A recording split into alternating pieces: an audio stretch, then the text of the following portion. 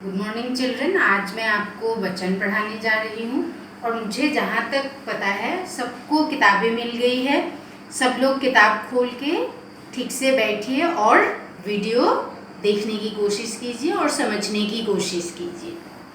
वचन संज्ञा या सर्वनाम शब्द के जिस रूप से उसकी संख्या का पता चले उससे वचन कहते हैं। मतलब उसमें कितना है, संख्या का पता चले, मतलब कितने हैं संख्या में, एक है, दो है या उससे ज़्यादा है या कम है।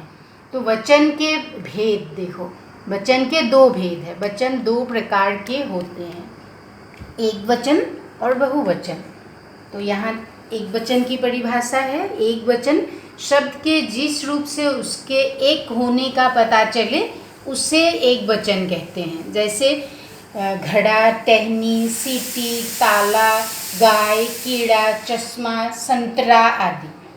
उसी तरह से अब आया बहुवचन, शब्द के जिस रूप से उसके एक से अधिक होने का पता चले, मतलब एक से ज़्यादा, दो भी हो सकता है, तीन भी, चार भी, या फिर उससे ज़्यादा भी हो सकता है, उसे बहुवचन कहते हैं। जैसे घड़े, टहनियाँ, मतलब एक वचन में रूप अलग होता है शब्द का और बहुवचन में उसका रूप बदल जाता है। टहनियाँ, सीटियाँ, ताले, गायें, कीड़े, चश्मे, संतरे आदि। अब यहाँ हम लोग विशेष पढ़ेंगे कुछ, मतलब ज़रूरी बातें वचन के बारे में। संज्ञा के अतिरिक्त सर्वनाम शब्दों के भी वचन बदलते हैं। देखो, हम लोगों ने अभी तक जाना था सिर्फ संज्ञा शब्दों के ही वचन बदलते हैं, लेकिन यहाँ कहा गया है संज्ञा के अतिरिक्त सर्वनाम शब्दों के भी वचन बदलते हैं। वो हम लोगों को पता है। जैसे हम लोग यह, वह, उसने, इसने ऐसे शब्दों के भी प्रयोग करते हैं। द्रव्यवाचक, समुदायवाचक तथा भाववाचक संज्ञा का प्रयोग सदा एक वचन के रूप में होता है। देखो, जैसे जनता, जनता हाहाकार कर उठी। दूध पीना सेहत के लिए अच्छा है। माँ की ममता उमड़ पड़ी। तो यहाँ द्रव्यवाचक देखो दूध, उसके बाद समुदायवाचक जनता, फिर भाववाचक ममता, ये माँ की ममता, ये ममता है। तो आदर देने के लिए बहुवचन का प्रयोग किया जाता है। जैसे आप बैठ जाइए, मामा जी आए हैं। तो यहाँ सिर्फ मामा जी एक आदमी है, लेकिन बड़े हैं, इसीलिए हम लोग सम्मान देने के लिए आए हैं कहा है यहाँ पे। तो कुछ शब्द सदा बहुवचन के रूप में प्रयोग किए जाते हैं, जैसे आंसू, दर्शन, हस्ताक्षर, प्राण आदि। ये सब शब्द जो है सदा बहुवचन के रूप में प्रयोग होता है। अब कुछ शब्द सदा एक वचन के रूप में प्रयोग किए जाते हैं, जैसे बारिश, पानी, दूध, जनता आदि। ये सब हम लोगों को देखने में लगता है बहुवचन, लेकिन क्या होता है, हमेशा एक वचन के रूप में प्रयोग होता है। संज्ञा या सर्वनाम शब्दों के वचन बदलने पर क्रिया का रूप भी बदल जाता है। जैसे मेज पर पुस्तक रखी है। ये देखो, पुस्तक स्त्रीलिंग है, इसीलिए क्या हो गया, रखी है हुआ। मेज पर पुस्तकें रखी है। देखो यहाँ एक, मतलब मेज पर पुस्तक रखी है, ये एक पुस्तक है, इसीलिए क्या हो गया, रखी है हुआ।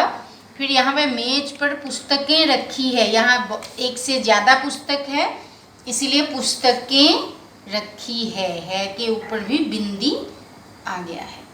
अब आया वचन बदलने के कुछ नियम। अ को ए बनाकर, ए ऊपर चंद्र बिंदु, मतलब ए, थोड़ा नाक से उच्चारण। बहन, बहन, बहने, आँख, आँखें, मेज, मेजें। फिर रात, रातें, पुस्तक, पुस्तकें, भैंस, भैंसे। अब आया आ को ए बनाकर, कपड़ा, कपड़े, झगड़ा, झगड़े, बच्चा, बच्चे, घोड़ा, घोड़े, छाता, छाते, बेटा, बेटे।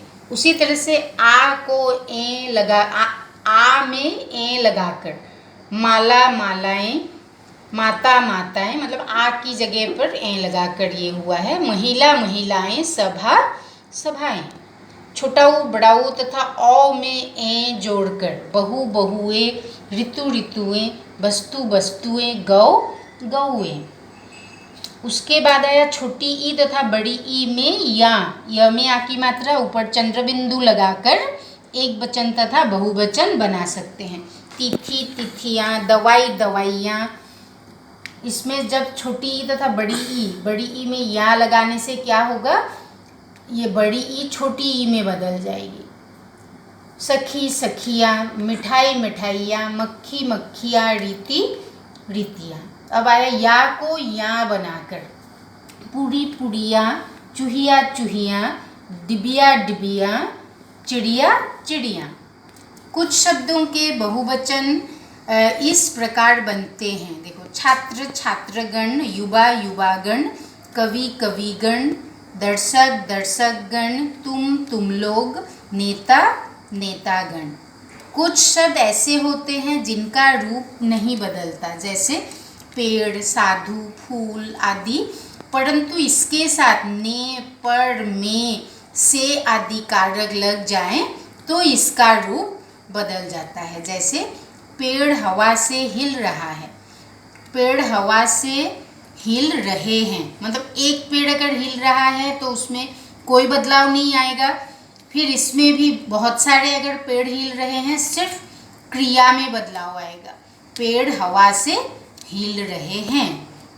दोनों वाक्यों में पेड़ शब्द समान है, मतलब पेड़ में कोई परिवर्तन नहीं आया।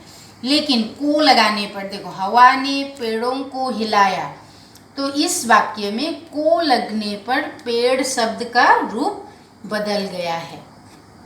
तो इस तरह से वचन चैप्टर मैंने आप लोगों को समझाया। आप लोग इस वीडियो को 3-4 बार देखिए, सिर्फ एक बार देख के मत रखिए, उसके बाद बुक पढ़िए।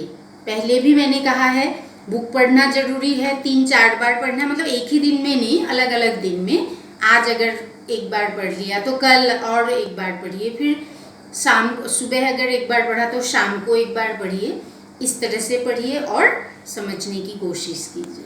Thank you children.